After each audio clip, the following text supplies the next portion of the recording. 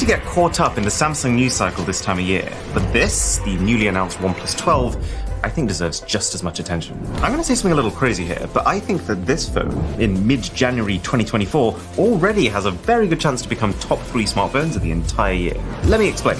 First of all, it comes with a proper box. It is mostly a waste of space, since this entire insert on top is just filled with booklet after booklet, like we're still in 2002. But then underneath the phone, there is not just a USB-C cable, but also a top-of-the-line 100-watt charging brick, which does sweeten the deal. Oh, and the phone also comes with a pre-applied screen protector, which is not an assumed thing anymore. And as we go through this phone, I just want you to keep in the back of your mind the price. Because even though I will be comparing it to phones like the Samsung Galaxy S24 Ultra, the iPhone 15 Pro Max, unlike those phones, which are $1,200 plus, this is $799. And for that, it doesn't just pass, it absolutely nails the 6 core pillars of a great smartphone. Design, battery, screen, software, speed, and camera. But that one comes with a catch. So, this is what the phone looks like. And to be honest, I love how confidently they've designed it. You've got this chrome rail on the sides, which then melts into the back. You've got a matte marble texture, which feels a bit plasticky, but looks ultra premium. And then a separate glossy marble on the cameras, which is even paired with a smattering of glitter. This thing has the character of one of those insane collector's edition phones we'd unbox in the rarest phones videos, but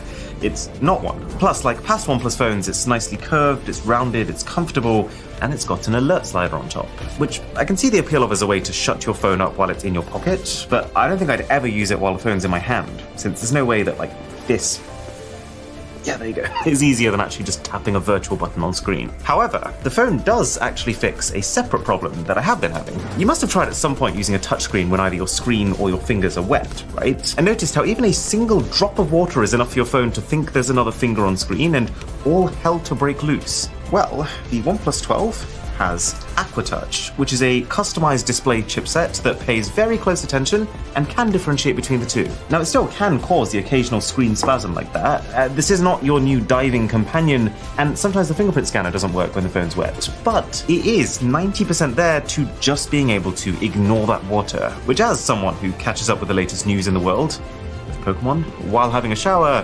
feels so freeing.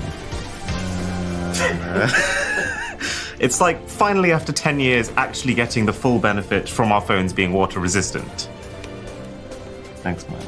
The only thing that stops this design being absolute top tier for me is that the phone is not the prettiest from the front. The top corners look a bit like ears because of the way the screen curves away on the sides, and you've also got that classic oversized bottom bezel, which frustrates me a little more each year as more and more of the competition start to do away with it. But now is where the phone starts to really separate itself, with pillar number 2, battery. It feels like battery life is one of those things that almost every manufacturer is just scared to give you too much of. They'll happily give us 2 times the screen resolution or 5 times the camera resolution we need, but not battery. Maybe companies are worried that you won't keep upgrading if your battery stays good, or because, God forbid, they might have to make the design 0.1 millimeters thicker to accommodate it. Regardless, the OnePlus 12 is one of the few standouts, and I rate it for that. It comes with a 5,400 mAh battery. They've gone from 0 wireless charging capability to now supporting extremely high power 50-watt wireless charging, which can fully charge that massive battery in less than an hour, although it does require a specific OnePlus charging stand to get that speed, so I'll probably just stick to my standard Qi charger. It's got reverse wireless charging to top up your friends' phones, but then also, you know that 100-watt charging brick that we got in the box? That can take your phone from 0 to 100 in 26 minutes. So compared to current iPhones, or even the new Samsungs, the battery experience here is a tier above, all completed by one very important final extra layer. Battery health. Realizing that this is very fast charging and such a powerful phone with the potential to generate lots of heat, the company has also built in a separate power management chip, which effectively decides at any given point in time, using the data from 14 temperature sensors around the phone, plus one in the charging brick too actually, exactly what speed to charge at, to ensure that your battery stays at the optimal temperature to both receive charge quickly, but also not get so hot that it's going to damage the battery. Now, every battery loses capacity over time, but OnePlus is saying that this mechanism, combined with some very cool software trickery, which I'm getting to, all pulls together to make the battery deterioration the slowest here that it's ever been. Meaning that even after 4 years of daily use, they're saying this phone will still perform like a brand new phone with a 4,350 mAh capacity. So will still easily last a full day, which is absolutely insane if true. So yeah, if you want to see an update video in 4 years' time, then a sub to the channel would be everlasting. But seriously, while it's hard to obviously test them on that, and they're definitely giving a best case scenario, there is definitely reason to believe that OnePlus knows how to optimize battery efficiently. I mean, this thing, especially after a couple of weeks as it learns your patterns, is the best battery life of any phone I've ever had my SIM in, with really minimal standby drain. You can leave this phone overnight and literally pick it up where you left off the next morning. And then you turn the thing on and you're greeted with Pillar 3. The screen. This phone alone breaks like 18 different smartphone display records in one go. It's a 120Hz QHD plus resolution panel, with more importantly, a new pixel structure. Because you can have lots of pixels, but it's also about how those pixels are arranged. And this blue diamond layout is optimized for better contrast and readability. Are you going to be able to tell? Probably not. I mean, I put it side by side with other phones using different layouts and nada. But to be fair, this arrangement also improves the longevity of the screen versus a lot of others. It's got LTPO 3.0, which is the newest tech that lets phones scale their refresh rates even more precisely to match exactly what you're doing. It's all about wasting as little energy as possible. But then, you want to know the craziest bit? Guess the max brightness of this phone in nits. If you've been following phones over the last few months, you might have seen a couple capable of over 2,000 nits for the first time ever. Well, the OnePlus 12 can go to 4,500. 4,500 is an absolutely bonkers number. Like, I've never seen anything even remotely close to that in my life. No TV, no monitor, nothing. It's so bright that, to be honest, it's going to have absolutely no bearing on your day-to-day use of the phone, and you'll only ever reach it while watching specifically high dynamic range content while outdoors. But you know, if you end up in the scorching sun of the Sahara Desert with nothing but your OnePlus 12 and a pre-downloaded Mr. Who's the Boss video, well, hey, you're gonna get the full experience.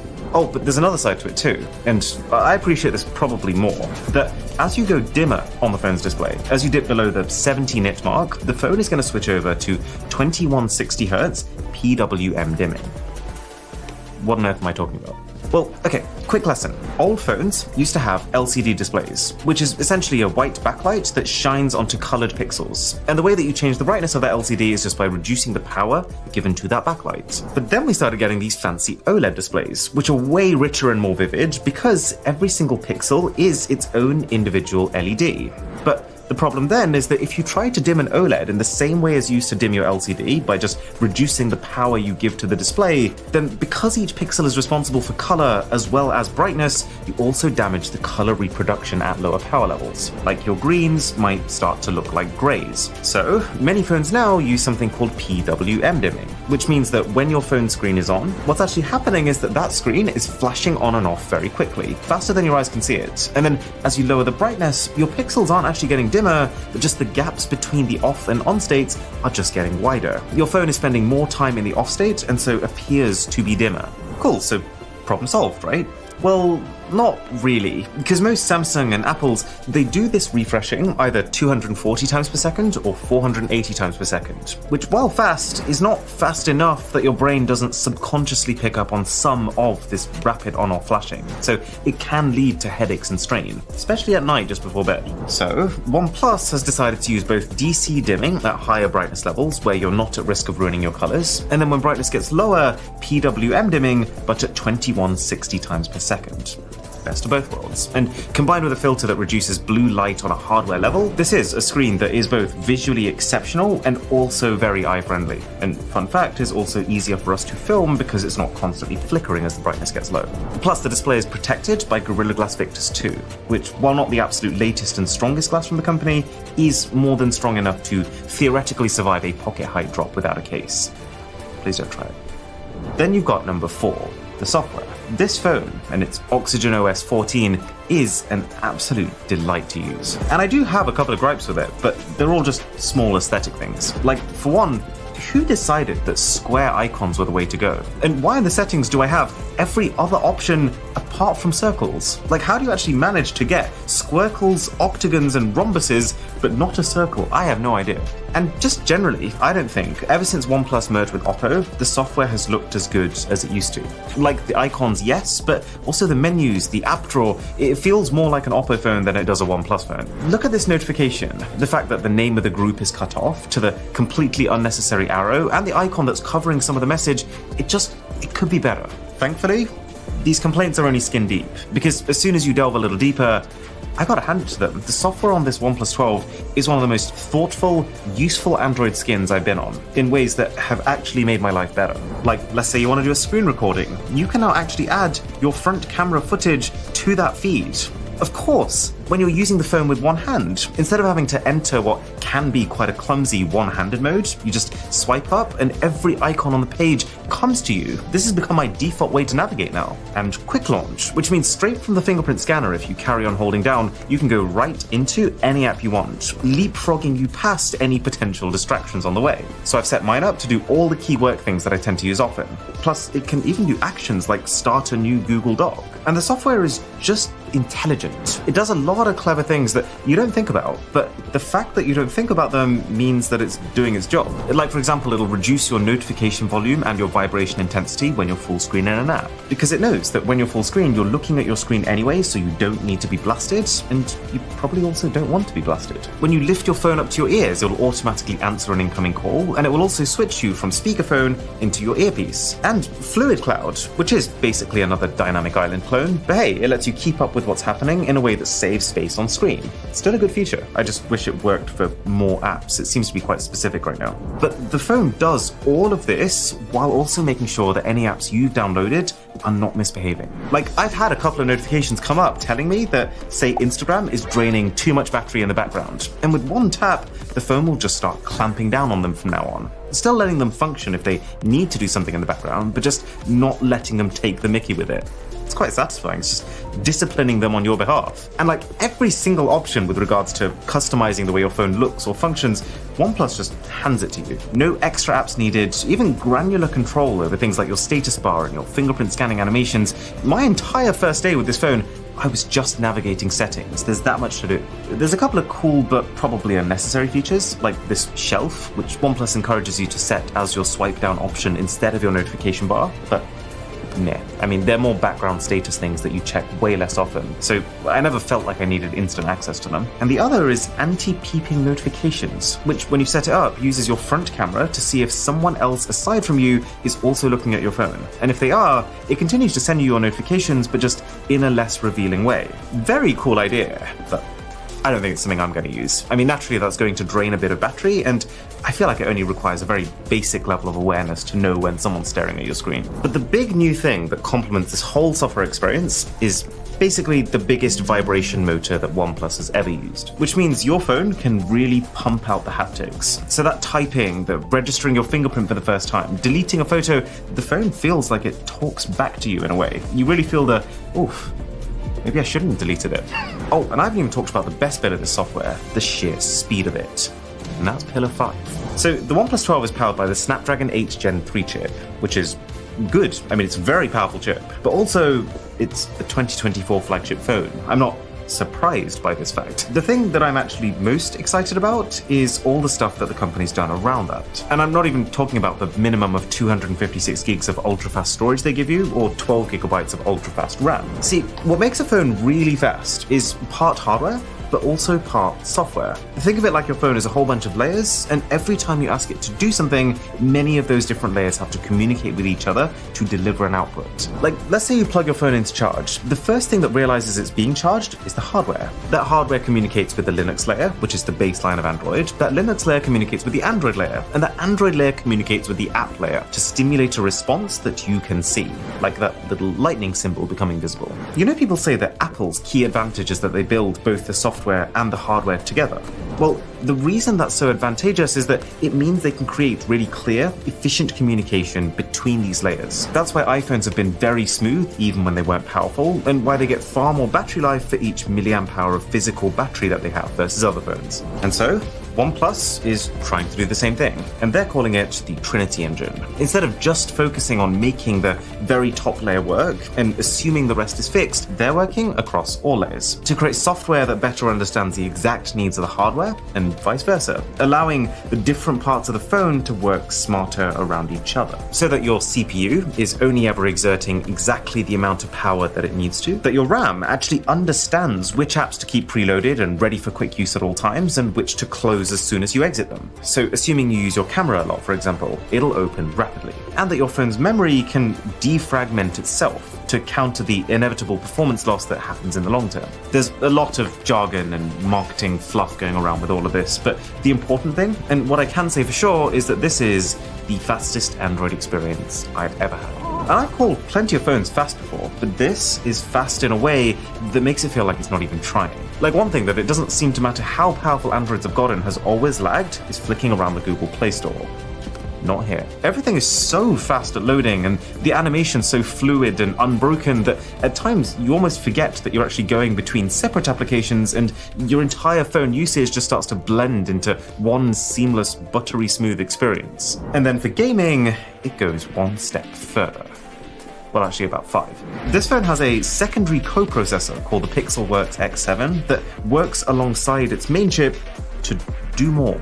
Like improved hyper-rendering that, without any input from a game's developer, can increase the resolution that the game runs at, add frames into the game to make it run smoother, and also extend the game's natural dynamic range. And put all those things together, it's actually crazy to see it in action. You can pick up a 10-year-old Android game, and the phone makes it feel like it was made yesterday. And then on the other end of the spectrum, when you find a game that already looks good, you can see it both taking the visuals to another level, while also making absolute mincemeat of it. Hyper-rendering plus adaptive frame booster equals happy gaming time. This phone can actually run any game at 120 frames per second, even if not originally designed to.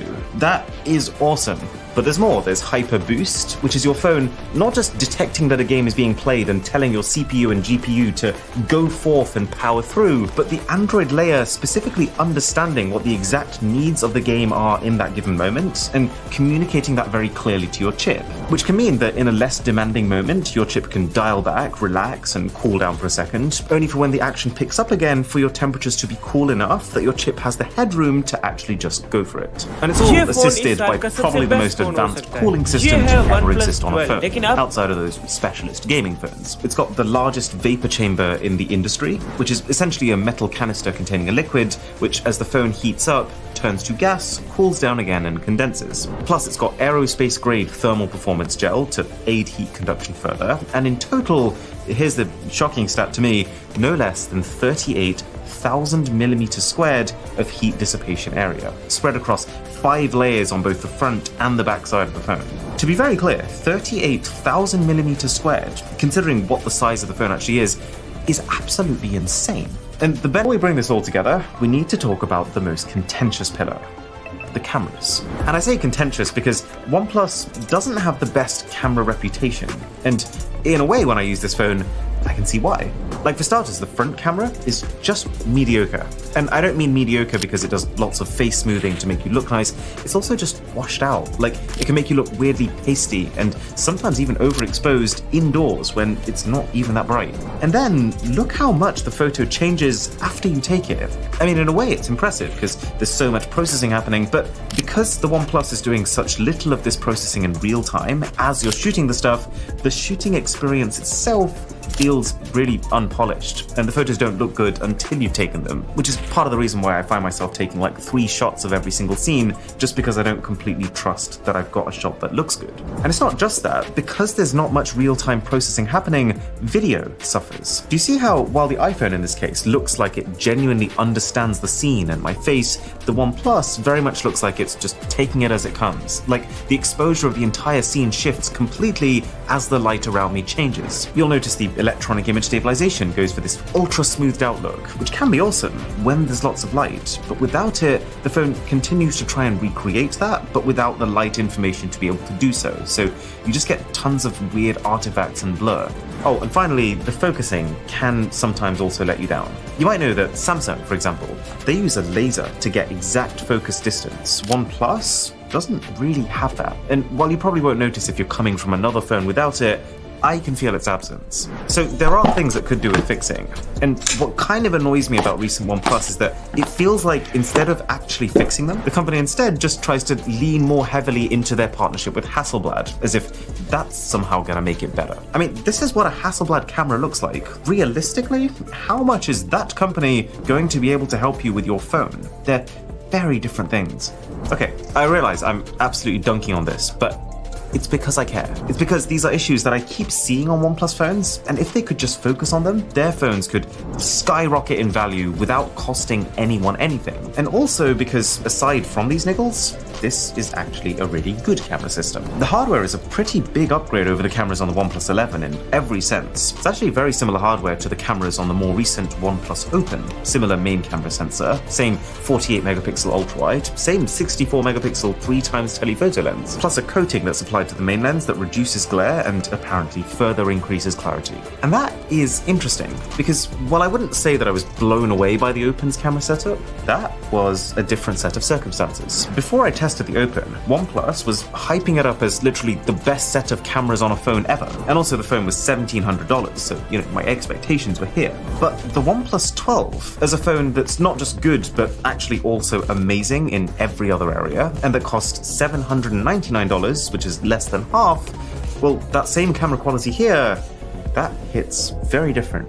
It captures quickly, it gets tons of natural background blur thanks to a wide aperture, and it's pretty color consistent too. There's actually a color temperature sensor hidden in here too, which when you take a photo collects 13 channels of color info to refine the end shot with. And it's like 98% perfect, but every now and again the skin tone will just look, well, hassle bad.